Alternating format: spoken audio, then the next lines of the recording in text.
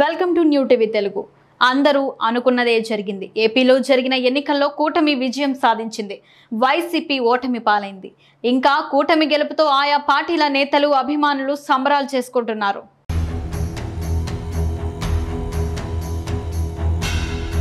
ఆంధ్రప్రదేశ్ ఎన్నికల పోరులో TDP, Janasena, BJP కూటమి విజయం సాధించింది. కొద్ది రోజుల్లో కూటమి ప్రభుత్వాన్ని ఏర్పాటు చేసేందుకు రంగం కూడా సిద్ధం చేసుకుంటుంది. పోటాపోటీగా బరిలో దిగిన వైసీపీ ఓటమి చవిచూసింది. ఒకవైపు గెలుపుతో కూటమి నేతలు సంబరాలు చేసుకుంటుంటే మరొక వైపు ఓటమి పాలైన వైసీపీ నేతలు అయోమయంలో పడ్డారు. ఆంధ్రప్రదేశ్లో 175 స్థానాలకు గాను వైసీపీ మీద అధిక స్థానాలు గెలిచి విజయం సాధించింది కూటమి.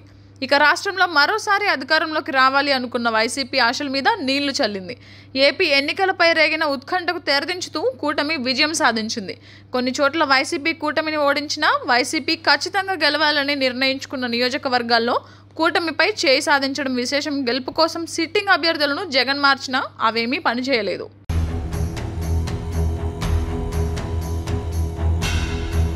దేశంలోని మోడీ వేవ్, అలాగే వైఎస్ఆర్ కాంగ్రెస్ పై ప్రజలలో వ్యతిరేకత కారణంగా ఆంధ్రప్రదేశ్లో జనసేన, టీడీపీ, బీజేపీ కూటమి అధికారంలోకి వచ్చింది.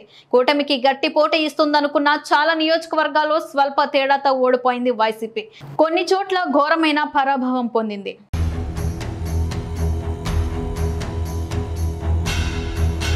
కూటమి గెలుపు అభివృద్ధికి మలుపు అని, కూటమితో సుపరిపాలన అందుతుందని ప్రజలు విశ్వసిస్తూ కూటమిని గెలిపించారు. మరోవైపు గెలుపు మీద ధీమాతో ఉన్న వైసీపీ నేతలు ఓటమితో ఒక్కసారిగా సైలెంట్ అయిపోయారు. ప్రజలకు తాము అందించిన సంక్షేమ పథకాలే తమని మళ్లీ అధికారంలోకి తీసుకువస్తాయని భ్రమపడ్డ వైసీపీకి ఇది గట్టి దెబ్బే కొట్టింది. పథకాలు ఉంటే సరిపోదు, అభివృద్ధి కూడా ఉండాలి అని ప్రజలు వైసీపీకి అర్థమయ్యేలా చెప్పారు. కూటమి గెలవడానికి ఇది ఒక్కటే కారణం కాదు, రాజధాని అంశం కూడా కలిసొచ్చింది కూటమికి. వైసీపీ ప్రభుత్వం అధికారంలో ఉన్నప్పుడు రాజధానిగా అమరావతి గురించి ఒక్క మాట కూడా మాట్లాడకపోవడం, పోలవరం ప్రాజెక్టు పూర్తిపై నోరు మెదకపోవడంతో ప్రజల్లో కొంత వ్యతిరేకతకు కారణమైంది. మరోవైపు మోడీ కేంద్రంలో చేసిన అభివృద్ధి, చంద్రబాబు యుక్తి, పవన్ కళ్యాణ్ శక్తి కూటమిని అధికారంలోకి తెచ్చాయి. ఇప్పుడు ఉన్న పరిస్థితుల్లో ఒక్క అనుభవం ఉన్న నాయకుడి అవసరం ఉంది అని గ్రహించిన ప్రజలు కూటమి గెలిపించారని అర్థమవుతోంది.